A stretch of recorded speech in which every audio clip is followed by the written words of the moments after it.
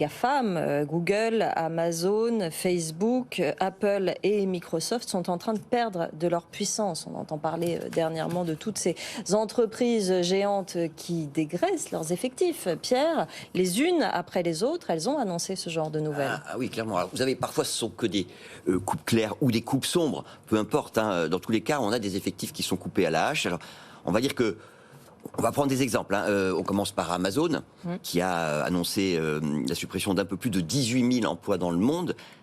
Ça peut paraître énorme comme saignée, mais il faut relativiser, parce qu'il y a 1,5 million de salariés dans le monde chez Amazon, et donc 18 000 sur 1,5 million, ça reste finalement relativement peu par rapport aux autres, à ce qu'ont fait d'autres mastodontes du secteur. Alors, on va rappeler quelques chiffres. Twitter, Elon Musk a quand même congédié la moitié de ses 7 500 salariés. En une semaine.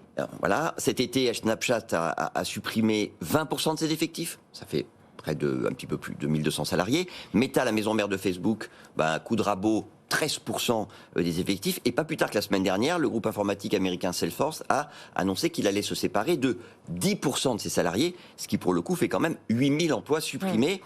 Et on sait aussi que la pression monte chez Google, puisqu'il a été demandé au management de mettre à l'écart non plus 2%, mais 6% des salariés les moins performants. Ça fait quand même, là encore, près de 10 000 personnes. Donc si on fait l'addition de toutes les annonces, on est désormais au-delà des 150 000 salariés sur le carreau. 150 000 salariés sur le carreau, ce n'est peut-être qu'un début. C'est quoi la situation des GAFAM aujourd'hui, Alexis Jakubowicz ? En fait, technologie, d'abord, je pense qu'il faut se méfier des oracles. Les prédictions, il y en a régulièrement. Moi, je me rappelle de Steve Ballmer, qui était alors président de Microsoft au moment de la sortie de l'iPhone, qui riait aux éclats, qui disait « personne s'en servira jamais, il n'y a pas de clavier ». Donc c'est très peu pratique pour envoyer des emails.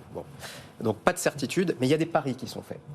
Et c'est important de commencer par là. Il y a des paris importants qui sont consentis. Meta, vous le savez, 10 à 15 milliards d'investissements par an, pariant finalement que les utilisateurs vont délaisser progressivement leur téléphone pour vivre des expériences et des services digitaux en réalité virtuelle ou en réalité augmentée. Google, Amazon consentissent aussi à des investissements pour chercher finalement quelle est la prochaine frontière dans le sport, dans la santé. La liste est encore longue. Ce qui est intéressant, c'est de se demander pourquoi est-ce qu'ils consentissent évidemment à ces investissements. Et la situation, quand on ouvre le capot, vous l'avez montré, est pas forcément très optimale. Il y a effectivement la conjoncture qui se traduit par des licenciements, puis il y a des raisons structurelles. L'une de ces raisons, c'est peut-être, je ne fais pas de prédiction, mais que ces entreprises n'ont pas changé fondamentalement de modèle depuis 20 ans. Pour beaucoup, c'est le cas de Meta, c'est le cas de Google, c'est le cas d'Amazon pour son activité de commerce comme pour son activité publicitaire, qu'on connaît moins, ont un modèle de « je collecte la donnée », on en parlait encore à l'instant, je l'analyse, je la revends. C'est pas que ça, mais c'est quand même beaucoup ça. Or, et c'est intéressant parce qu'on en parle peu, on est entré dans une nouvelle ère qui, du point de vue technologique, se décrit comme l'ère de la donnée de synthèse. Alors la donnée de synthèse, en très bref, qu'est-ce que c'est ? C'est la capacité pour des intelligences artificielles de générer de la donnée ad hoc, des jeux de données entiers, qui font que, en théorie, n'importe qui est capable de produire des jeux de données et d'entraîner des algorithmes, des plateformes. Ce qui fait que pour ceux qui ont fait profession, finalement, depuis 20 ans, de récolter de la donnée, de l'analyser et de la vendre, la valeur de cette donnée diminue.